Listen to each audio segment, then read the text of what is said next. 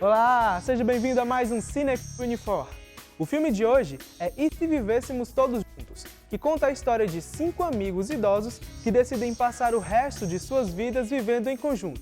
E enquanto isso, um jovem decide estudar essa experiência e acaba observando os dramas e alegrias da vida em comunidade dessas pessoas. O debate está imperdível, confira. Estamos iniciando mais um programa Cineclube Unifor. Cineclube é o nosso espaço semanal para conversar sobre cinema a partir do cinema. O filme de hoje é o filme francês E Se Vivêssemos Todos Juntos, filme contemporâneo que discute uma nova forma de pensar o envelhecimento. Para falar com a gente sobre esse tema, estão aqui duas professoras de Psicologia do Desenvolvimento, a professora Ângela Vasconcelos, professora aqui da Unifor, e a professora Juliana Fernandes, professora de Psicologia da Estácio, que tem uma pesquisa sobre o tema. Queria agradecer a presença de vocês, deixar todos bem à vontade para a gente começar a conversar. Pois é, quando eu conheci esse filme justamente procurando um filme que falasse sobre envelhecimento, né? Mas quando eu me deparei com o filme, eu me dei conta de que, na verdade, o filme é um elogio à vida, é um elogio à amizade e é também um elogio ao envelhecimento, né? Que aí a gente pode pensar, a partir desse filme, uma forma muito diferente mesmo de envelhecer, porque o que me chama a atenção no filme é justamente essa potência de vida que está entre todos aqueles personagens velhos, né? Um desejo muito grande de viver, eu acho que é isso que está na força do envelhecimento, é o desejo de viver, o desejo de fazer, né? E acho que isso é muito presente em todos eles, em todos os personagens. Quando eu vi também esse filme, eu lembrei de uma frase que é atribuída ao Winnicott, que ele diz: ó Deus, permita que quando eu morra, ó Deus, permita que eu esteja bem vivo quando morrer. Né? Ó Deus, permita que eu esteja bem vivo quando morrer. Que é justamente, eu acho que, o caso desses personagens, né? Todos com muita vida, com muita... Quando um deles morre, a gente vê que estão ainda muito vivos, né? E todos eles certamente ainda estarão vivos demais quando a morte chegar em cada personagem. Eu acho que tem muitos estereótipos, né? Eu acho que a Juliana trabalha com essa ideia de preconceito. Eu acho que a gente vê também nisso muitos estereótipos que são quebrados acerca do envelhecimento, do velho, né? Da velha. Bom, boa tarde. Eu quero agradecer o convite, né, de estar aqui. E aí, assim, trabalho sobre o envelhecimento, eu acho que é algo extremamente fundamental e importante para todas as ciências, principalmente para a psicologia, né? Eu coordeno um grupo de estudo em pesquisa, né, sobre o envelhecimento no PECS, Núcleo de Estudos em Psicologia, Gênero e Política, e que surge a partir do tema da minha dissertação de tese, que é sexualidade na velhice, né? Então, esse filme, ele me toca bastante, né? Entanto, discutir muitas vezes em sala de aula, que as sociedades tivessem acesso para perceber quantas realidades surgem aí no filme, né? Atualmente, a gente está fazendo uma pesquisa em que a gente fez uma coleta de dados com 5 universidades aqui em Fortaleza, né? Privadas e públicas, né? E a gente foi ver quais são as disciplinas no curso de psicologia dessas faculdades que discutem o envelhecimento. Praticamente 100% dos cursos da nossa grade curricular só tem somente uma disciplina que discute envelhecimento, né?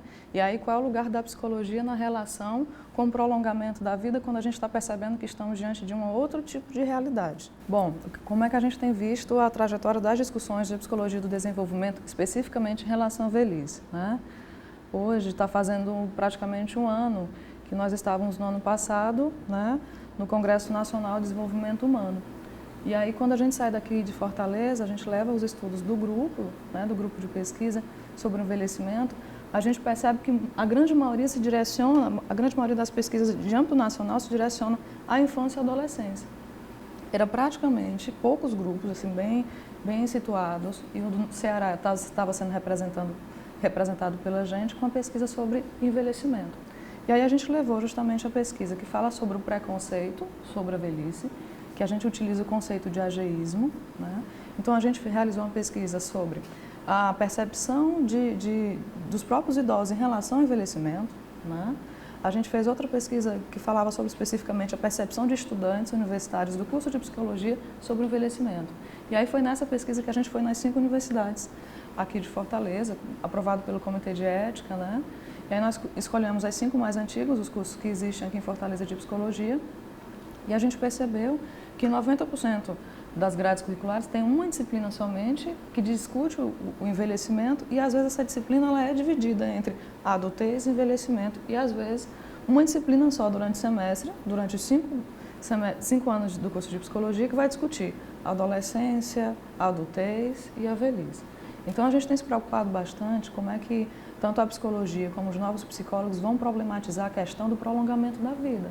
A gente não fala somente de qualidade de vida. A gente está falando da qualidade de vida, que é um tema central, que é fundamental, mas como é que a gente vai chegar à percepção desse envelhecimento sem necessariamente tocar nas facitudes, no cotidiano, na percepção da vivência do preconceito, de superações, de mudança de identidade social e coletiva, quando você está no seu processo de envelhecimento, né?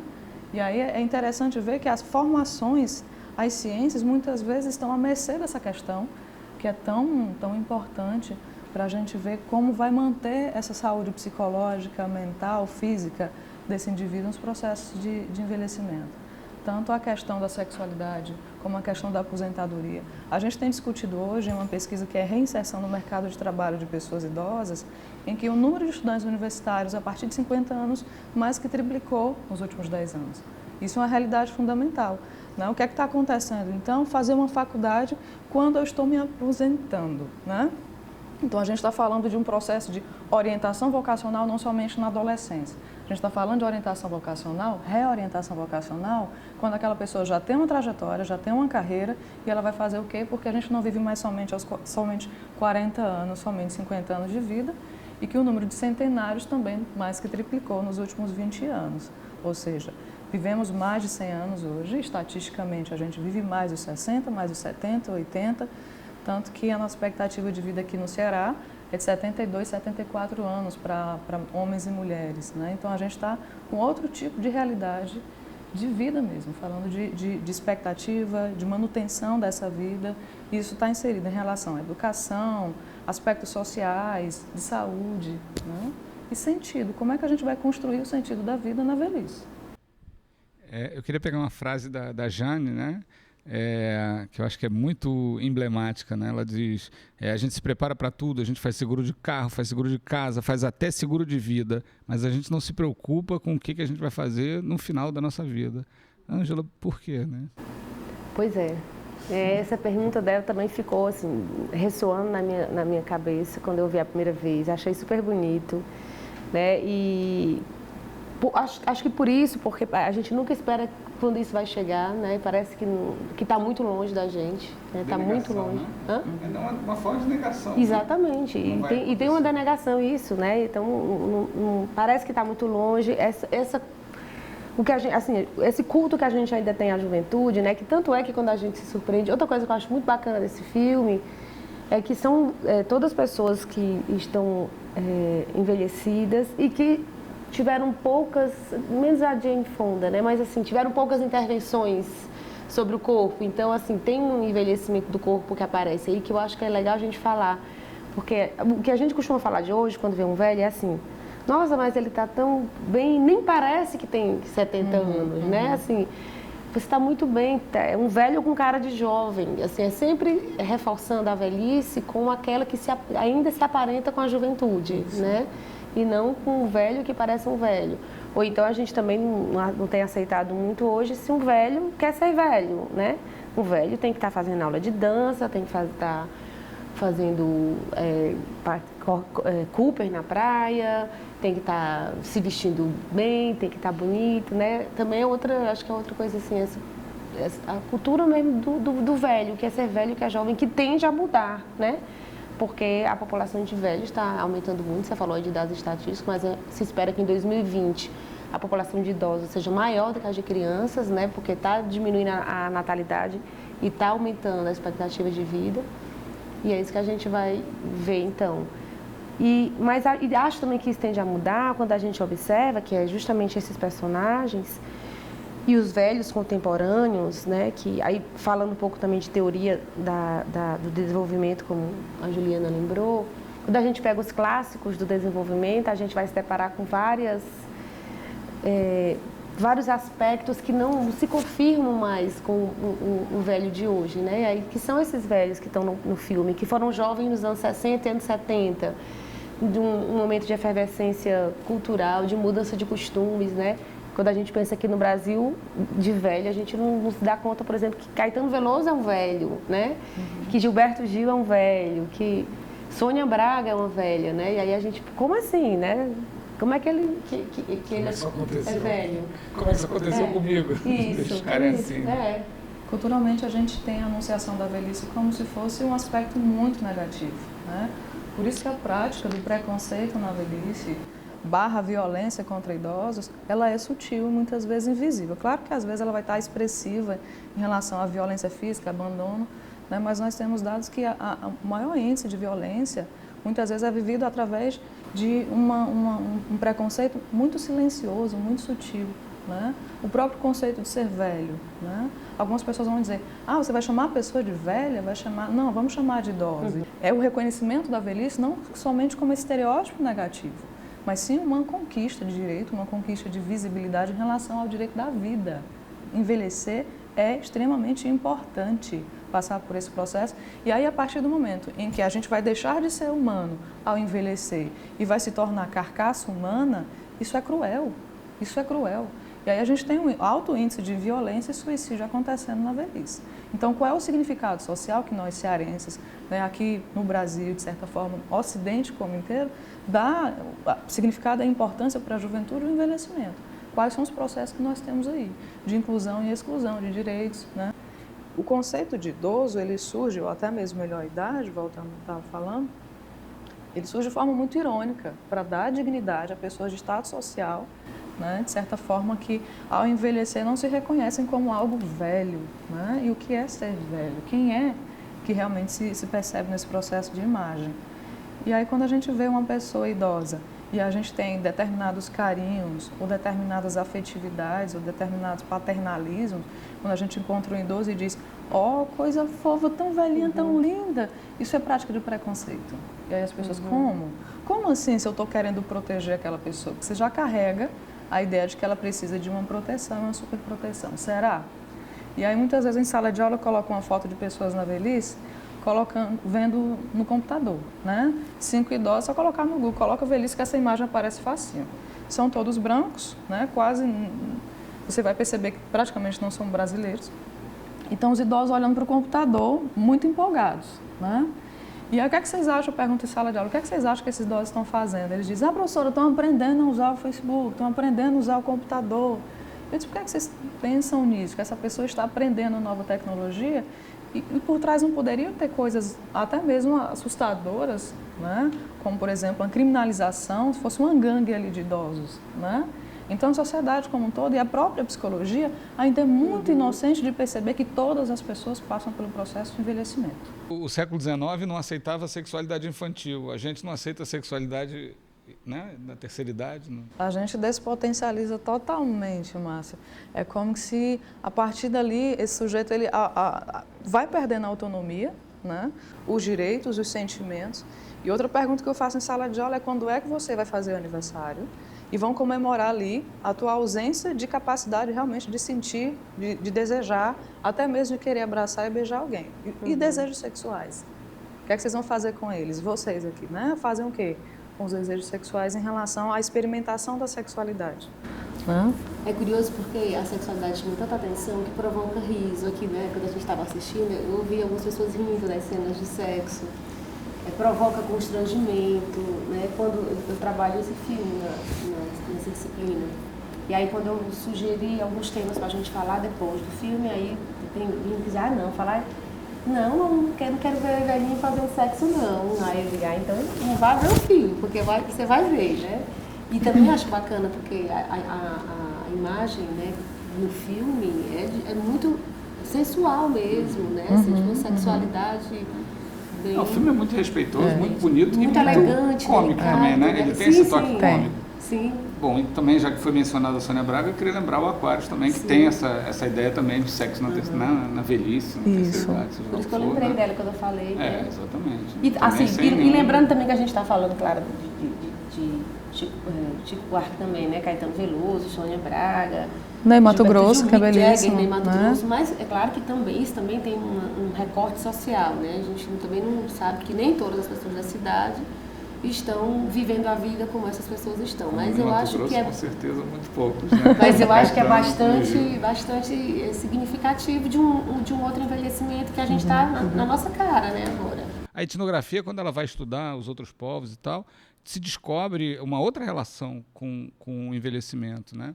Eu acho que, não sei se vocês concordam, queria ouvir a opinião, que isso é muito fruto do produtivismo e do capitalismo, né? Da sociedade ocidental tem enveredado por esse viés produtivista, porque é isso que faz com que o velho seja menos valorizado. Não sei se é a única coisa, mas certamente é uma das características, né? Que o velho não seja mais o sábio, o detentor do conhecimento da tribo, né? Ele passa a ser o aposentado, né? Aquele que tem que ser sustentado, e isso passa a ser um estorvo. E a proposta de vivência em comunidade é interessante aí, né?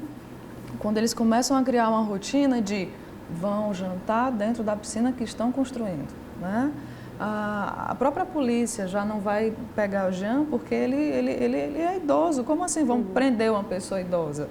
Né? Não pode nem militar, né? Não pode militar. E aí o que é que vai ser de mim na minha época? Né? Porque eu vou perseguir essa militância. É nosso caráter mesmo em relação a discutir aquilo que é fundamental para esse desenvolvimento humano. É curioso isso que você está falando, e o Márcio falou do capitalismo, do mercado, que isso realmente é tão forte, tão significativo, que agora que a população idosa tende a aumentar, começa a aparecer, eles começam a ser identificados também como nicho de mercado, né? Então agora a gente vê na publicidade já idosos fazendo publicidade, a gente vê empresas de turismo fazendo viagens assim específicas para pessoas da melhor idade, né, da terceira idade, e com todo uma sedução, né, para que eles vão para essas viagens também, assim, também virou, né, um nicho de mercado. Virou. Inclusive para farmacologia, como bem disse a Juliana. E aí qual classe social é essa de idosos que vai alcançar justamente esse acesso? Né? A gente sabe que tem época em Florianópolis, que é a época que os idosos mais vão devido ao turismo, né? Aqui mesmo em Fortaleza, né? Mas aí as classes que não têm condições econômicas, né? Às vezes de comprar a própria medicação, enfim. E aí a gente tem discutido muito as políticas públicas hoje, né? Em relação que vão discutir a importância dessa velhice e a manutenção da vivência na velhice. E aí nós fomos a idosa aqui na cidade de Fortaleza, a gente conseguiu autorização no ano de 2015 para irmos em todos os CRAs. Inclusive as meninas bolsistas do projeto que coletaram a pesquisa estão ali na plateia, Angélica, Maiara, Marina e Tainara. E aí nós fizemos o quê? Nós fomos a esses idosos, diversos CRAs em Fortaleza, perguntando sobre a percepção dessa vivência, da velhice, né? Como era passar pelo processo de envelhecimento na família, na comunidade e ali dentro de uma política pública, né? Política pública para idosos. E aí, de repente, a gente perguntava para o idoso, e aí, o que é que você gosta de fazer? Qual é o teu maior lazer? Né? Isso já é dado de outra pesquisa, enfim. A gente foi perguntar a percepção no sentido de, quando você vai a um restaurante, como é que as pessoas te tratam? Né? Em relação à comunidade social, como é que te tratam em relação à velhice? E aí essa pessoa ia responder positivamente, negativamente. E aí tudo isso surge porque numa pesquisa há 10 anos atrás, quando eu fiz, perguntando aos idosos sobre o sentido de vida e quais tipos de lazer eram vividos na velhice, eu tive grande maioria das pessoas respondendo que o lazer era lavar roupa, era eu ir para a casa do meu amigo e tomar um café e comer rapadura.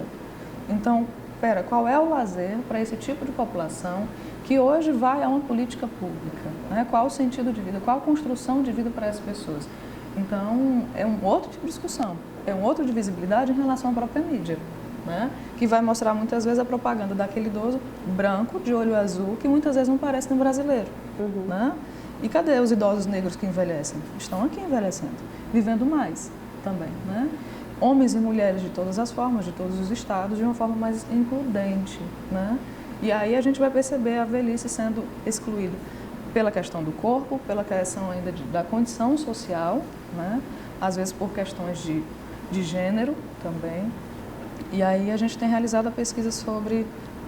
Queria só voltar a falar sobre a questão da sexualidade. E aí, atualmente, a gente está fazendo uma discussão sobre sexualidade LGBT.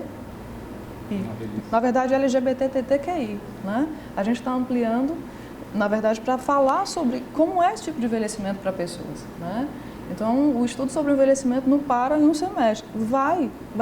Novas temáticas vão surgindo, novos interesses. O filme, felizmente, trata de 5 idosos que conseguiram, né, como vocês falaram, envelhecer bem, vivos e com condições, né? Isso. Não é o caso da maioria da população brasileira, nem francesa, diga-se de passagem. Exatamente.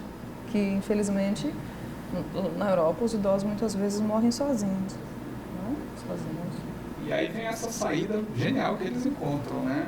Que é viver junto, né? Fazer uma comunidade, resgatar aquele ideal, né, dos anos hippie, 60. né? Que ela diz você não é hippie. Não é hippie, né? Mas provavelmente já foram, né? Dá para sentir aí pelo jeito deles. Por né? isso que tem esse jeito de envelhecer. Por isso que eu falei também de Caetano, Gil, porque tem um jeito de envelhecer que tem a ver com a forma como foram jovens também, né?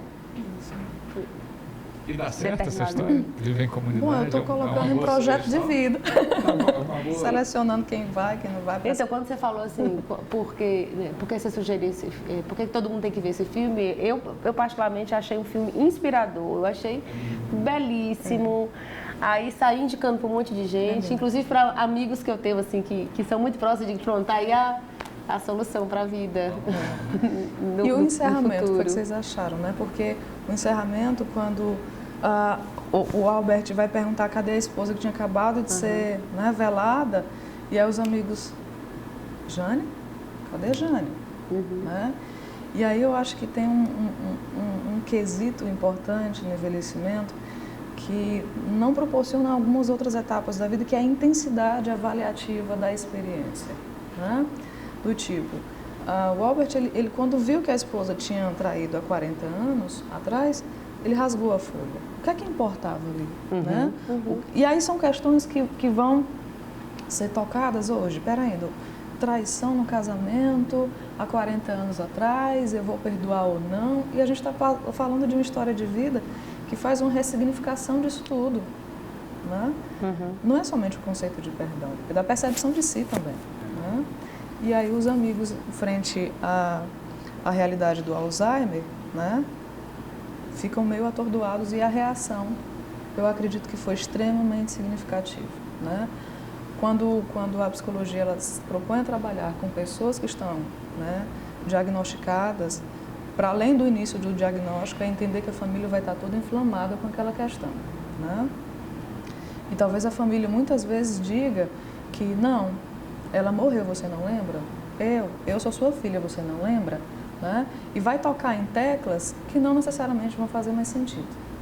E se de repente isso é construído, até mesmo em relação a discutir como é que o psicólogo, né, como é que o profissional vai trabalhar com essa família que está passando por essa realidade, vai possibilitar uma melhor qualidade de vida para uma família que está passando por situação intensamente inflamável de sofrimento, né, que é a instalação do Alzheimer, que hoje é uma epidemia.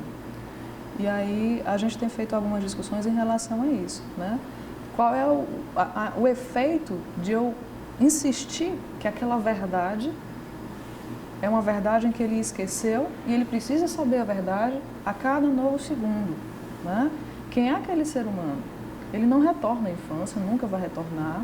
Então, estarmos na velhice não é voltarmos a ser como criança. Uma coisa é você pegar uma criança de 3 quilos no colo, outra coisa é pegar um ser humano de 80 quilos no colo, né? Então, o envelhecimento nunca vai ser o retorno para a infância, né? Em nenhum aspecto. E aí, muitas vezes, até falar sobre isso também vai colocar essa pessoa em velhice em uma situação de preconceito. Ele está se tornando alguém incapaz, indiretamente, né?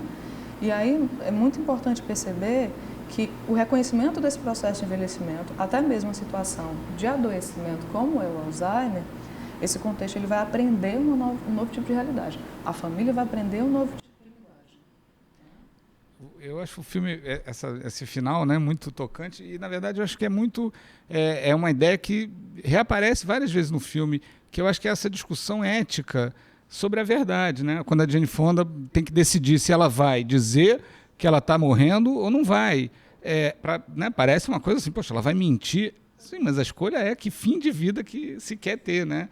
Exatamente isso, que ela vai estragar os últimos momentos que ela vai ter junto com o marido, com os amigos, né? Por causa de uma verdade. Então, são aqueles divisores de água, a mesma coisa no fim, né? Você vai ficar insistindo com o doente que a mulher dele morreu, ou você vai embarcar? O verdadeiro amigo embarca, né? Vai junto, né? Final felicíssimo, acho lindo esse final, que aí eles estão todos juntos, né? E o pesquisador vai junto, né? Vai. Aliás, eu acho que a gente falou pouco do pesquisador, mas eu acho que ele tem um papel fundamental no filme, né? Assim, muito bacana, assim, para ele mesmo, né? Acho que ele desconstrói várias coisas, assim, o cuidado que ela tem com ele, achei muito bacana. Ela arranjou a mulher como ele queria, exótica, de peitos grandes, né? Assim, deixou tudo preparado. Ela começa dizendo que a gente não se prepara, mas ela deixou tudo mais ou menos preparado, né? Eu achei... Dá para discutir até isso, né? A isenção do pesquisador. Não tem pesquisador isento, né? O pesquisador se envolve com o objeto e está lá, né, na batalha, né, dá palpite, e dá um palpite na vida dele, né? Essa ideia da etnografia, né? Tem muita coisa para falar no filme, né? Muita coisa, eu acho muito... O filme é belíssimo. Infindável. Então, assistam, né? Fica a dica. Bom, queria agradecer muito, Ângela, Juliana, obrigado demais pela linda sugestão, pela presença, pelo debate. Então, vamos à frente, né? Vamos envelhecer. Vamos sim. Vamos sim. Todos nós. Era o Nelson Rodrigues que dizia, né? Jovens, envelheçam. Envelheçamos, né? E aí, curtiu o debate? Você sabe que pode participar do Cineclube com a gente, né? As gravações acontecem todas as quintas, 1h30 da tarde, na sala A da Biblioteca da Unifor. A participação das nossas gravações é válida como atividade complementar e você também pode assistir ao Cineclube no portal da Unifor ou nas nossas redes sociais. Até mais!